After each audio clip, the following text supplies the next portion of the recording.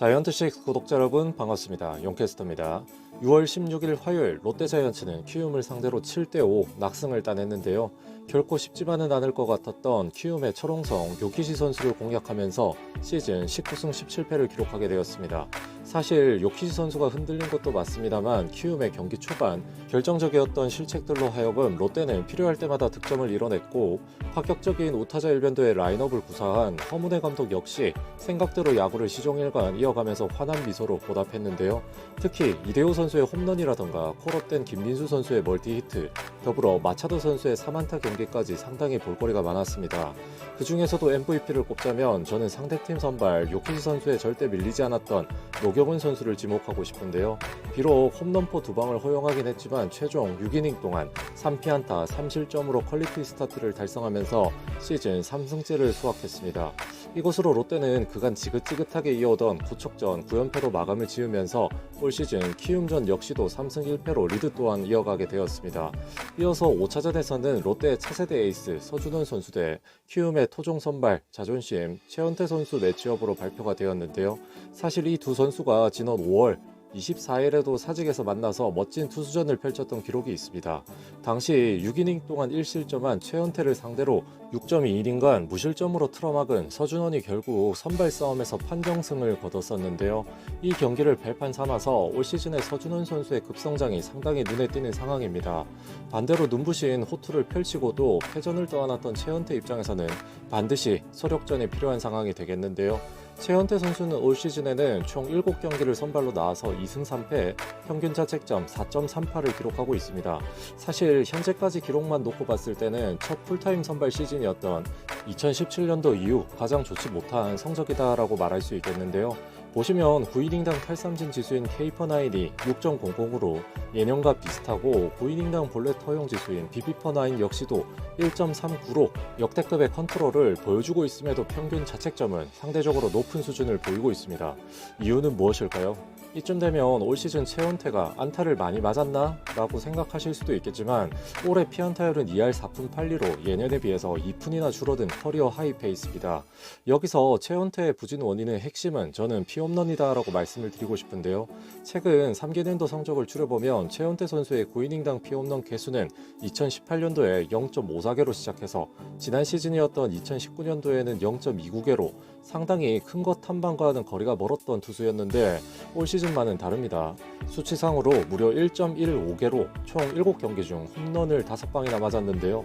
최원태 선수의 올 시즌 평균 이닝 소화력이 5이닝이 조금 넘어가니까 사실상 체감하기로 경기당 하나씩은 맞아 나갔다라고 봐도 될 것 같습니다. 이와 관련하여 최원태 선수는 투심 패스트볼을 기반으로 하여 슬라이더, 커브, 그리고 체인지업을 섞어서 던지는 투수가 되겠는데요.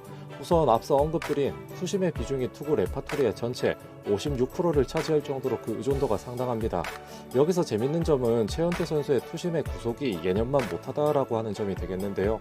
최근 3년간 평균 구속 144km를 상회하던 빠른 볼이 올 시즌에는 141km 수준으로 급감했고 상대적으로 밋밋해진 볼을 올 시즌 3할 1푼의 피안타율로 하여금 좌타자들에게 좋은 먹잇감이 되었습니다.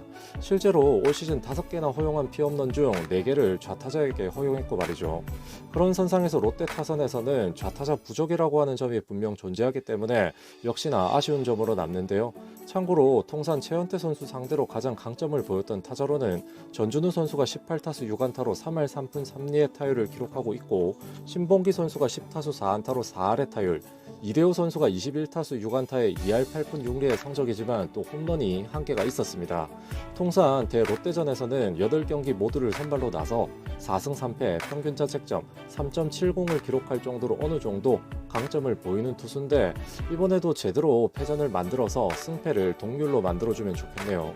이에 맞서는 롯데의 서준원 선수는 올 시즌 7경기를 선발로 나서면서 3승 1패 평균 자책점 3.72를 기록할 정도로 그 페이스가 상당히 뜨거운 투수가 되겠습니다. 사실상 서두에도 말씀을 드린 바와 같이 올 시즌 스타트가 그리 좋지는 못했던 서준원 선수에게 큰 자신감을 부여했던 경기가 바로 지난 5월 24일 키움전이 되겠는데요. 당시에도 최원태 선수와 경합하면서 승리로 이끌어내면서 그야말로 인생투를 펼치며 6.2이닝간 무실점을 기록, 그때부터 총 28.2이닝간 자체점이 단 4점에 불과할 정도로 기세가 상당합니다.